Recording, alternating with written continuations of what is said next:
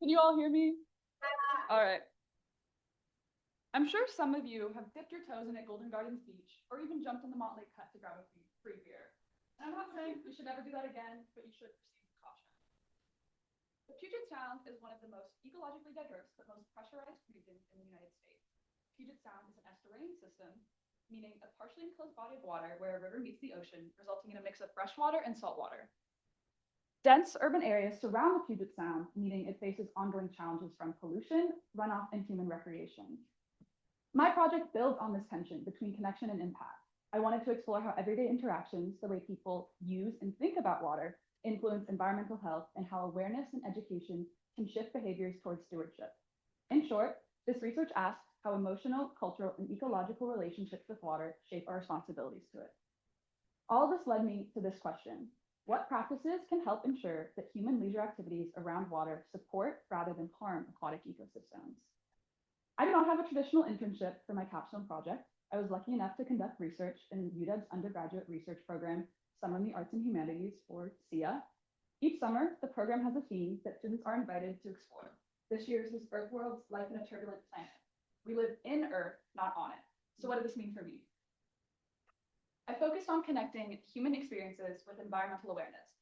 I visited Golden Gardens Beach and the Montlake Cut, where I combined field observations, interviews to understand how people perceive their relationships to water systems and how these perceptions shape real ecological impacts. Our actions, even small ones, directly affect local ecosystems, but by understanding these impacts, we can build awareness that leads to more responsible choices and stronger community stewardship.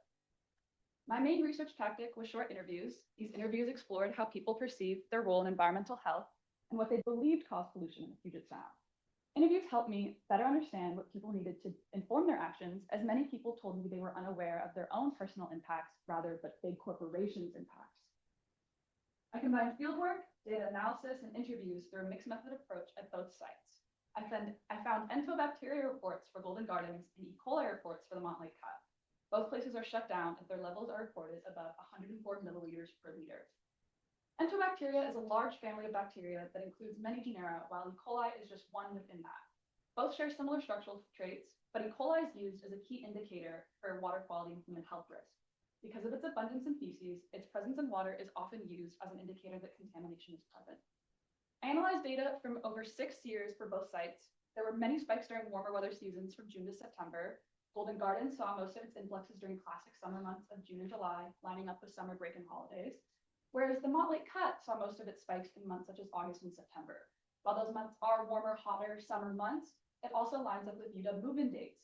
The Montlake Cut is primarily utilized by college students due to the proximity of campus and free beer.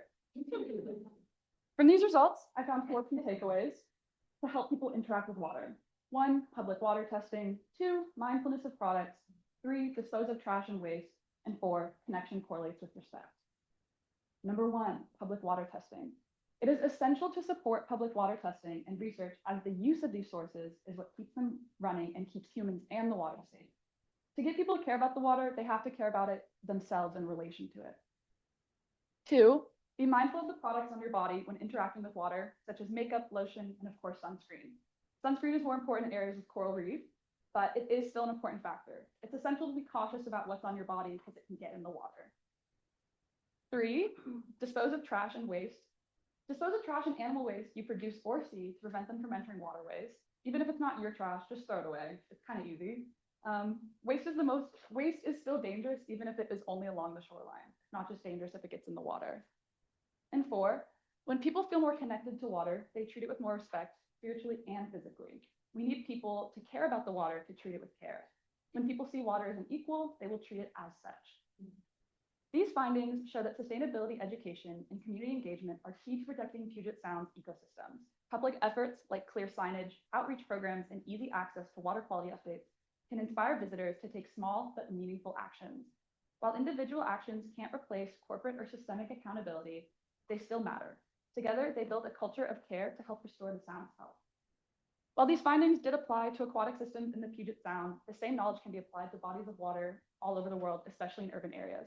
The Puget Sound isn't the only body of water that is simultaneously used recreationally and also polluted. I'd like to give a huge thank to my advisors, my teachers, the POE, the Mary Gates Endowment, the 2025 SIA group, my friends, my family, my partner, and this cohort.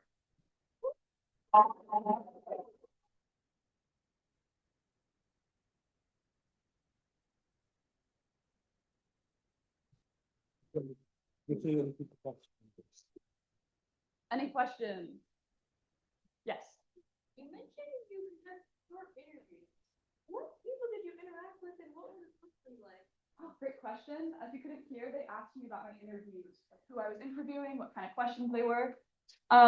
This was the most nerve-wracking part of my whole internship in research because I was randomly approaching people at Golden Gardens and the Montlake Hut. Like literally just people I saw interacting with the water. Fun story, not fun story. The first people I talked to did shut me down immediately by saying you're talking about something more important. But I went up to them and I asked them questions about, like, why are you here? Or like, how are you interacting with the water? And then I kind of asked them about, are you aware of any threats to this water's health? And I kind of ended it all with, do you believe this body of water is alive? Because I am a humanities student and I am interested in that.